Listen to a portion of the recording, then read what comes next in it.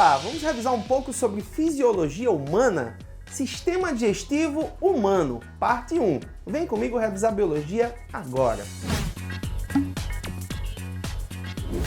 E aí, fofinhos, beleza? Eu sou o professor Jean Brito e esse é o canal Biologia na Veia, um canal de apoio aos seus estudos, e aqui a gente vai revisando biologia, seja em aulas teóricas, como essa de hoje, ou até mesmo em aulas de resoluções de exercícios, sempre com o objetivo de te ajudar a conquistar o seu objetivo, que é a aprovação, tá certo?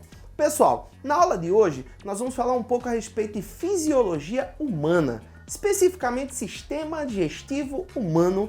Essa aula é a primeira parte, né? Nós vamos dividir o sistema digestivo humano em duas partes aqui, para não ficar tão cansativo. A gente libera hoje uma primeira parte, na próxima semana a gente já está liberando aí, no caso, a segunda parte, sistema digestivo para vocês, tá bom? Fisiologia humana cai bastante em provas e vestibulares e já caiu na prova do Enem muitas vezes, tá certo? Vamos revisar comigo agora.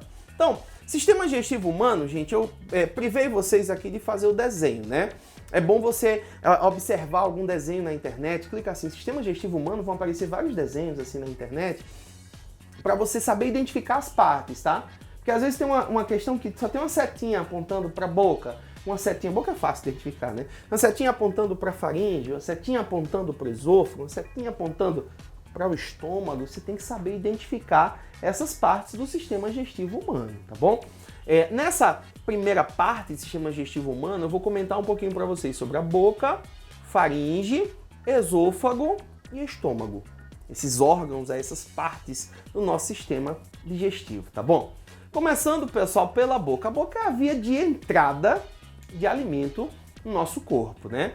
A boca é o local onde acontecem dois processos importantes no nosso sistema digestivo, ó.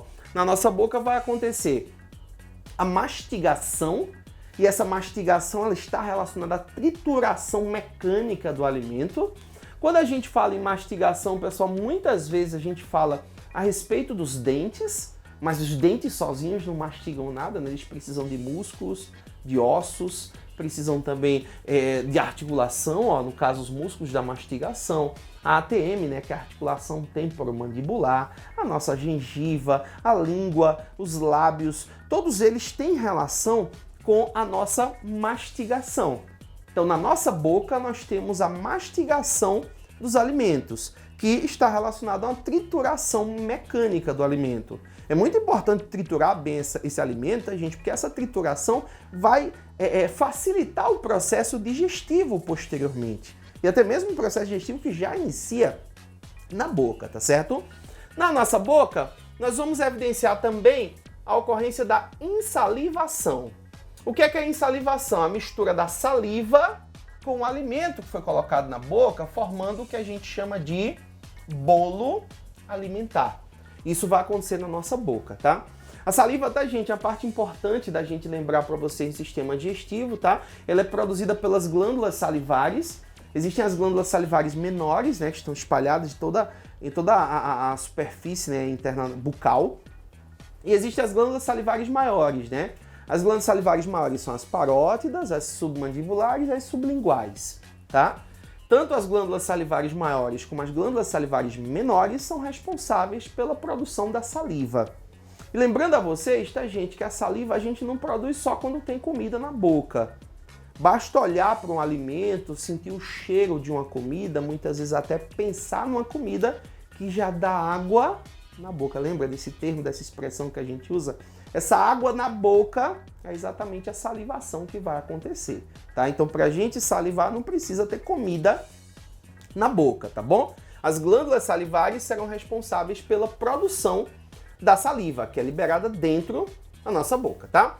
Na saliva, tá, gente? A saliva, especificamente falando, ela é que é a grande responsável pela obtenção de um pH, né, de aproximadamente 7 na nossa boca. Esse é o pH ideal para a atividade das enzimas que atuam na boca, tá? Na realidade, o pH da boca não chega a ser 7,77, né? É levemente ácido, 6,9, 6,8, gira em torno da normalidade aí. Mas para ensino médio, a gente dá aquela arredondada e a gente fala em pH de aproximadamente 7. Principal enzima que atua na nossa boca, pitialina, também chamada de amilase salivar. Essa enzima, gente, pitialina ou amilase salivar, ela atua na digestão de amido e outros polissacarídeos, como por exemplo o glicogênio também. Quando acontece a digestão do amido, não é obtido já diretamente glicose, tá, gente? O amido vai ser quebrado, serão formadas maltoses e depois, posteriormente, vai ter mais a digestão da maltose para que a gente venha obter glicoses, tá?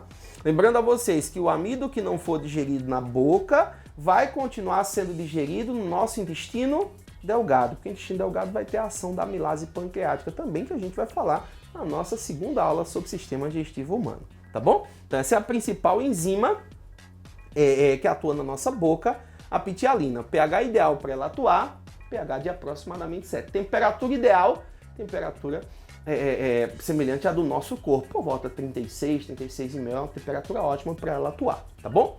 Quando o alimento é deglutido, quando o alimento é ingerido, ele vai passar para a faringe e depois para o esôfago, nessa sequência, tá?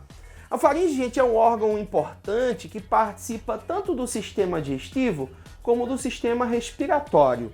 A faringe participa desses dois sistemas, tá bom? E da faringe o alimento tende a ir para o esôfago. É interessante que esses dois órgãos, que a gente pode citar assim, esses dois órgãos, eles não têm a capacidade de produzir enzima digestiva, nem suco digestivo, tá? Então são vias de passagem do bolo alimentar. Não produzem enzimas digestivas, mas são locais onde já evidenciamos a ocorrência dos famosos movimentos peristálticos. Lembra, aluno? Preciso lembrar isso para vocês, ó. Os movimentos peristálticos são aqueles movimentos realizados por músculos lisos que apertam o bolo alimentar ou o conteúdo do tubo digestivo e empurram ele ao longo do nosso tubo digestivo. Graças a esses movimentos peristálticos, a gente engole o alimento e não fica mais preocupado com o que vai acontecer. O nosso sistema digestivo vai tratar de encaminhar ele ao longo de todo o percurso, até mesmo na hora da formação das fezes, até mesmo na hora da eliminação das fezes. A gente vai ter esses movimentos peristálticos acontecendo desde a faringe até o nosso reto, tá certo? Ocorrem movimentos peristálticos. Gente, o nosso sistema digestivo tem dois locais onde a gente tem um controle voluntário da musculatura, que é a boca e o ânus.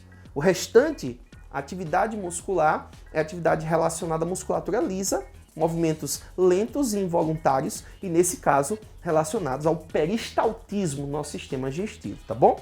Então não há produção de sucos digestivos, funcionam como vias de passagem do bolo alimentar. Esse bolo alimentar que vai chegar até o nosso estômago. O estômago, gente, é responsável pela produção do suco gástrico. Esse suco gástrico vai ter basicamente HCl pepsinogênio em sua composição. Esse suco gástrico é o responsável pela formação de um pH de aproximadamente 2,5. Alguns autores vão variar um pouquinho para o 3, tá? Não tem problema se isso acontecer, não. Até 3,5 eu encontrei, mas a maioria dos autores fica aqui, ó, por volta do 2,5. pH ácido, graças à presença do HCl, que é o ácido clorídrico. No nosso estômago, pessoal, acontece o processo de quimificação. A quimificação é um processo de formação do quimo. E o quimo se forma quando o bolo alimentar se mistura ao suco gástrico. Então a mistura do bolo alimentar ao suco gástrico forma o quimo. Por isso que o processo é chamado de quimificação. No nosso estômago, pessoal, o pepsinogênio, em presença de HCl, vai ser convertido em pepsina. Isso é muito importante que aconteça, tá? Porque o pepsinogênio é a enzima inativa. E a pepsina é a enzima ativa. A ativação da enzima acontece na presença do HCl. Então, somente no interior do estômago que vai ter ativação enzimática para que ocorra a digestão. Só lembrando a vocês que essa pepsina é a enzima que atua no pH ótimo, ácido, por volta de 2,5. E é uma das grandes responsáveis pela digestão de proteína no nosso sistema digestivo. Então, pepsina atua na digestão de proteína. Quebrou a proteína? Não forma diretamente aminoácido não, tá? Vamos formar peptídeos. Depois, no intestino delgado, esses peptídeos serão quebrados, digeridos, para que ocorra a formação de aminoácidos. Lembrando que o objetivo do nosso sistema digestivo é sair quebrando esses alimentos, cada vez em partículas maiores, para que no intestino delgado a gente tenha a absorção dos nutrientes. Falando em absorção, tá, gente? É importante lembrar para vocês que no estômago tem um pouco de absorção.